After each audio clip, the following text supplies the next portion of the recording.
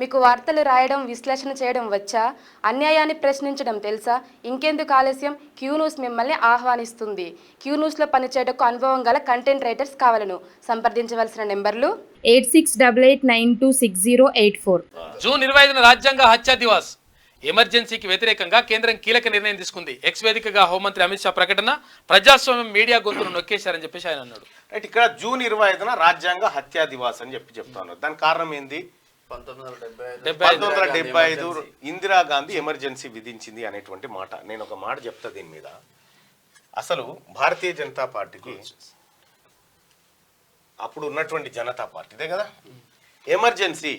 Emergency తీసుకున్నటువంటి emergency కాలంలో సరే ఎమర్జెన్సీ విధించారు. ఎమర్జెన్సీ విధించిన తర్వాత జనతా పార్టీ ప్రభుత్వం అధికారంలోకి వచ్చిన తర్వాత ఏకసభ్య కమిషన్, షా కమిషన్ వేసారు.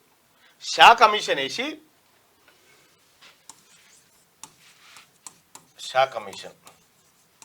ఏకసభ్య కమిషన్ వేసారు జనతా పార్టీ. సరే, ఇప్పుడు ఉన్నటువంటి భారతీయ జనతా పార్టీ నాయకులు అందులో ఉన్నారు. ఈ షా కమిషన్ ఎంతసేపు ఇందిరాగాంధీని దోషిగా తేల్చేటువంటి ప్రయత్నమే చేసింది. అయితే ఈ షా కమిషన్ ఏం విచారణ చేస్తా ఉంది అంటే, ఎమర్జెన్సీ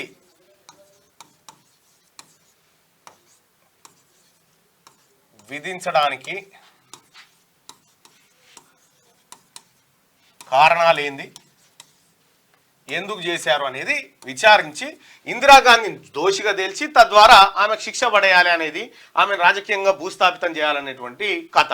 ఇక్కడ ఎమర్జెన్సీ కంటే తర్వాత జరిగినటువంటి పరిణామాన్ని కనుక మనం పరిశీలిస్తే నెక్స్ట్ తెలుస్తుంది. ఇక్కడ ఏం చెప్పింది? ఇందిరాగాంధీని షా కమిషన్ పిలిచింది. షా కమిషన్ పిలిస్తే షా కమిషన్ ముందు ఆమె హాజరైంది. ఈమెతో పాటు ప్రణబ్ ముఖర్జీ కూడా ఇద్దరు హాజరయ్యారు. అప్పుడు ప్రణబ్ ముఖర్జీ కూడా ఉండు. అయితే ఇక్కడ ఎమర్జెన్సీ షా కమిషన్ ముందు హాజరైనటువంటి ఇందిరాగాంధీకి షా కమిషన్ ఒక ప్రశ్న వేసింది. ఏం ప్రశ్న అంటే, అసలు ఎమర్జెన్సీ ఎందుకు విధించాం? ఈ షా కమిషన్ ఏంది? ఒక భారత ప్రభుత్వం నియమించినటువంటి ఒక కమిషన్. ఎమర్జెన్సీ ఎట్లా విధిస్తారంటే కేంద్ర మంత్రిమండలి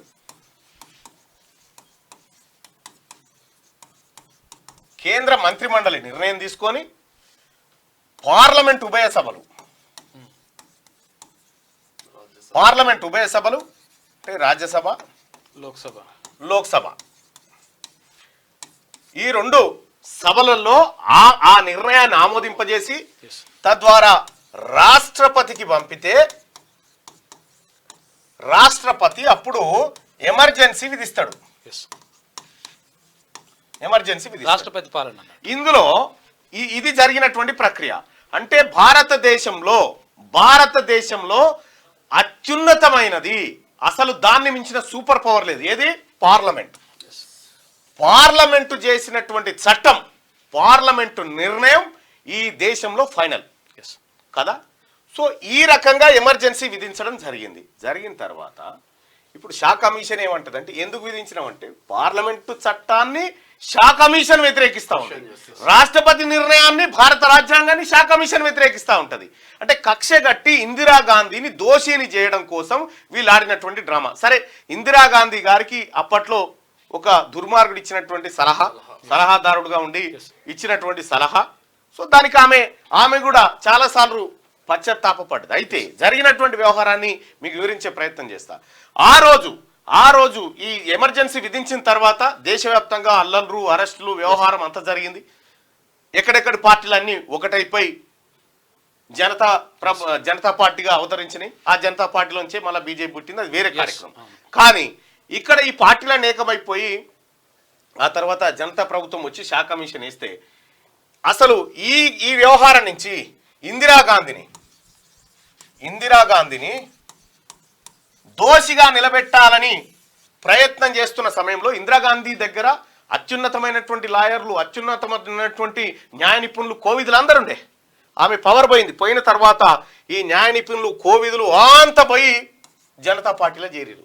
ఆమెను ఒంటరి చేసినప్పుడు, ఆమె ఒంటరిగా మారినప్పుడు ఆమెను రక్షించడం కోసం రంగంలోకి దిగిన వ్యక్తి ఈ హైదరాబాద్ పక్కన ఉన్నటువంటి ఒక చిన్న పల్లెటూరులో పుట్టిన పుంజాల శివశంకర్ గారు దిగారు. పుంజాల శివశంకర్ గారు దిగి ఇందిరాగాంధీని ఈ గండం నుంచి షా కమిషన్ గండం నుంచి బయటపడేసి షా నిర్ణయం తప్పు, జనతా పార్టీ ప్రభుత్వం కావాలని కుట్ర చేస్తుందని వాదించి ఆమెను దిగ్విజయంగా కడిగిన ముత్యం లెక్క తీసుకొచ్చాడు. సో నిజంగా మీరేసినటువంటి కమిషనే తెల్లమొఖం వేసింది. అసలు ఏ అధికారం ఉందని పార్లమెంట్ నిర్ణయం మీద నువ్వు ఎట్లా ఎంక్వైరీ చేస్తావు అనేటువంటి. అయితే చాలామంది అప్పుడు ఆ రోజుల్లో అడిగిరట, న్యాయ కోవిదులంతా కూర్చుంటే చాలామంది ఇందిరాగాంధీ గారు అడిగిరట, ఇందిరాగాంధీ గారు వాళ్ళని అడిగిరట, ఏం సంగతి మనం ఏమైనా ఎమర్జెన్సీ విధించి తప్పు చేశామా అని చెప్పానంటే వీళ్ళంతా ఎస్ తప్పు చేశామని ఆమె వాళ్ళు. ఒక్క పుంజాల శివశంకరే మీరు చేసింది తప్పు కాదు అని చెప్పిండట. ఎట్లా అని వాదించి తీసుకొస్తే ఆ పుంజాల శివశంకరే భారతదేశంలో ప్రధానమంత్రి దగ్గర తర్వాత అత్యంత పవర్ఫుల్ వ్యక్తిగా ఉన్నటువంటి వ్యక్తి. ఇవాళ దేశంలో కానీ అంతెందుకు పుంజాల శివశంకర్ న్యాయశాఖ మంత్రి అయ్యే నాటికి మొత్తం అన్ని కోట్లలో ఒక బీసీ లేడు, ఒక కుమరే గారు అని జడ్జి గారు ఉంటుండే, బీసీ లేడు. ఆయన వచ్చి ట్రాన్స్ఫర్ల సిస్టమ్ ఇక్కడ ఉంచకుండా వేరే స్టేట్కి ట్రాన్స్ఫర్ చేస్తే ఇక్కడ బంధుప్రీతి పోతుందని ఇట్లా ట్రాన్స్ఫర్ చేసి సంస్కరణలు తీసుకొచ్చి మొత్తం ఇప్పుడు కొంతమంది బీసీలను న్యాయ వ్యవస్థలోకి తీసుకురాగలిగిండు. ఒకానొక అరే 4 దశాబ్దాలు స్వాతంత్రం వచ్చిన 4 దశాబ్దాల పాటు బీసీ లేడు న్యాయమూర్తి. ఆయన వచ్చిన తర్వాత జరిగింది. సరే, దీనికి సహకరించినటువంటి గొప్ప మహిళ ఇందిరాగాంధీ. ఎస్, ఈ రాష్ట్రంలో ఈ దేశంలో బీసీలకు మంచి చేయాలనేటువంటి ఆలోచన శివశంకర్ గారు ఇందిరాగాంధీ ముందు పెట్టినప్పుడు ఇందిరాగాంధీ గారు ఇక్కడ ఉన్నటువంటి ఈ ప్రత్యేకంగా ఇందిరాగాంధీ గారికి 300 కాపులు అంటే ముఖ్యంగా ప్రేమ. ఎందుకు ప్రేమ అంటే ఆ క్షణంలో నేను కష్టాల్లో ఉంటే నాకు అండగా నిలబడ్డాడు, నాకు అండగా నిలబడ్డ జాతి అది, నన్ను రక్షించిన జాతి అని ఆమె ప్రత్యేకమైనటువంటి చొరవతో ఉంటుంది. సో ఈ రకంగా ఎమర్జెన్సీ విషయంలో మీ పాత్ర ఏంది? ఎమర్జెన్సీ విషయంలో అదే అటల్ బిహారీ వాజ్పేయి గారు ఉన్నారు, మీరందరు ఉన్నారు కదా, ఆ రోజు మీ పాత్ర ఏంది? సో ఎమర్జెన్సీని కనుక ప్రజలు వ్యతిరేకిస్తే ఆ వెంటనే మీరు ఎందుకు ఓడిపోయారు? ఆ వెంటనే మీరు ఎందుకు ఓడిపోయి మళ్ళీ ఇందిరాగాంధీ గారు అత్యధిక మెజారిటీతో ఎందుకు గెలిచిరు? అంటే ఇందిరాగాంధీ గారి నిర్ణయము తాత్కాలికంగా మీరు చెప్పి ప్రజల చేత తప్పని చెప్పించిన అది శాశ్వతంగా తప్పు కాదు. ఎస్, ఇందిరాగాంధీ గారి నిర్ణయం కరెక్టే అని మళ్ళీ ఎన్నికల్లో ప్రజలు తీర్పిచ్చిరు. ఇంకా దాని మీద ఏం చేస్తావు? మీరు ఏం చేయదలుచుకున్నారు దాని మీద? మీకు గమ్మత్ విషయం చెప్పాలన్నా ఇంకొకటి, చంద్రబాబుకు పెళ్లి చేసింది శివశంకర్. పుంజాల శివశంకర్ గారే చంద్రబాబుకు పెళ్లి చేసి కాంగ్రెస్ పార్టీలో ఉండొచ్చు. శివశంకర్ వాళ్ళ కోడలే అనుకుంటా కదా కళా నాట్య మండలికి ఇప్పుడు చైర్పర్సన్ ఉన్నది. పుంజాల శివశంకర్ గారే ఎన్టీ రామారావు గారికి వచ్చి నీ పక్కన ఉన్న పిల్లగాడు మంచిగా ఉన్నాడు, నేను పెళ్లి చేద్దాం అనుకుంటున్నా బిడ్డకు, కనుక్కుని ఎంక్వైరీ చేస్తే మా కులపోళ్ళ పిల్లగాడే అని తేలింది అని చెప్పారంటే జర నువ్వే మాట్లాడంటే ఆయన పోయి మాట్లాడి ఒప్పించి పెళ్లి చేసిండు. చెన్నైలో పెళ్లి అయింది. చంద్రబాబు నాయుడు గారు పెళ్లి చేసిందే కాపులు. రైట్, ఇక్కడ ఉన్నాం ఇటో బయట అమిత్ షా గారిదా ఇది హత్యా దివాస్ అని చేస్తా ఉన్నారు, మీరే చేయాలిగా. ఎక్స్ వేదికగా హోంమంత్రి అమిత్ షా ప్రకటన, ప్రజాస్వామ్యం మీడియా గొంతును నొక్కేశారని చెప్పి చెప్తారు. ఇవాళ విషయం ఏంటంటే ఇవాళ భారతదేశంలో ఏ మీడియాని మీరు బతకనిచ్చారు సార్? ఉన్న మీడియానంతా మీ గుప్పిట్లోనే పెట్టుకురు. ఆఖరికి ఎన్డీటీవీ ఉంటే ప్రణయ్ రావు చేతిలో దాన్ని ఓ పాత కంపెనీ షేర్లను కొని అదాని చేతిలోకి తీసుకుపోతుంది. ఏ మీడియాకి చెప్తారు? మొన్నటికి మొన్న మీడియా ఎగ్జిట్ పోల్స్ ఇస్తే 400, 390 ఇట్లా రాసుకొచ్చే, తీరా పీటలు ఇప్పేసరికి 230 ఉండే మనకు.